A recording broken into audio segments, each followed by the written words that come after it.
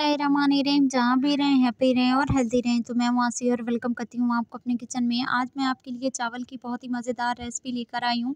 ये पंजाब की बहुत ही मशहूर सौगात है और लोग इसे नमकीन रोटी के तौर पर बनाकर साग के साथ इस्तेमाल करते हैं। लेकिन आज हम चावल के आटे की मीठी रोटी बनाएंगे, बहुत ही मज़ेदार बनती है। बिस्मिल्लाह करते हैं, बनाना शुरू करते हैं। सबसे पहले मैं यहाँ पर एक बाउल ले लूँगी और बाउल में मैं डाल दूँगी 2 कप के बराबर चीनी और उसके बाद मैं डाल दूँगी इसमें 3 गिलास पानी के। अब हमने चीनी को बहुत ही अच्छे तरीके से मेल्ट कर लेना है और मीठा आप अपने हिसाब से डालिएगा जितना आप पसंद करते हूँ। देखें चीनी हमारी बहुत ही अच्छे तरीके से मेल्ट हो चुकी है।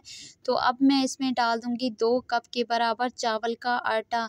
ये देखें बिल्कुल जैसे हम गंदों वाला आटा लेते हैं चक्की वाला, इसी तरीके से चावल का आटा भी निकलता है। बहुत ही मज़ेदार ये रोटी जो है ये तैयार होगी। तो इसको हमने बहुत ही अच्छे तरीके से मेल्ट कर लेना है। देखें कितना ये स्मूथ सा बैटर जो है हमारा ये बनके तैयार हो चुका है।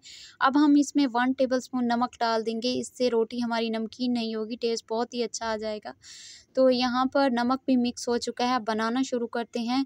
तवा गरम हो चुका है तो यहाँ पर मैं 1 टेबलस्पून जो है वो ऑयल डाल दूँगी और उसके बाद हम यहाँ पर थोड़ा-सा ये मिक्सचर उठाएँगे और इस तवे पर डाल देंगे और इसे अब हमने फैलाना है आहिस्ता-आहिस्ता से।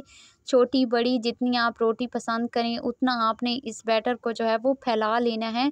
अब हमने इसे हाई फ्लेम पे पकाना है 1 से 2 मिनट के लिए। ये नीचे से जलेगी नहीं, परेशान नहीं होना आपने। इसकी साइड को जो है वो हम पलट देंगे। इसको पलटना भी बहुत ही आसान है। देखें कितनी आसानी से ये हमने इसको जो है वो पलट लिया है। नीचे से 1 से 2 मिनट के लिए मज़ीद हम इसको पकने देंगे हाई फ्लेम पे।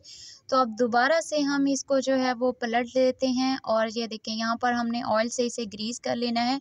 अगर आपके पास घी वगैरह है तो आप उससे भी ग्रीस कर सकते हैं। फिर से हमने इसकी साइड चेंज कर लेनी है और माशाल्लाह ये पक के तैयार हो चुकी है। माशाल्लाह अल्हम्दुलिल्लाह कितनी मज़ेदार सी हमारी ये रोटी जो है ये बन के तैयार हो चुकी है। इसे आप ले सकते हैं शक्कर के साथ, गुड़ के साथ, चीनी के साथ। ये बहुत ही मज़ेदार लगती है। एक मरतबा इस रेसिपी को ज़रूर ट्राई कीजिएगा। इसी तरह अगर चैनल पे नए हैं तो वीडियो ज़रा सी भी अच्छी लग रही है तो वीडियो को लाइक कर दें, चैनल को सब्सक्राइब भी कर दें। इंशाल्लाह फिर मिलती हूँ आप सबसे नई वीडियो में। अपना बहुत सारा ख्याल रखिएगा।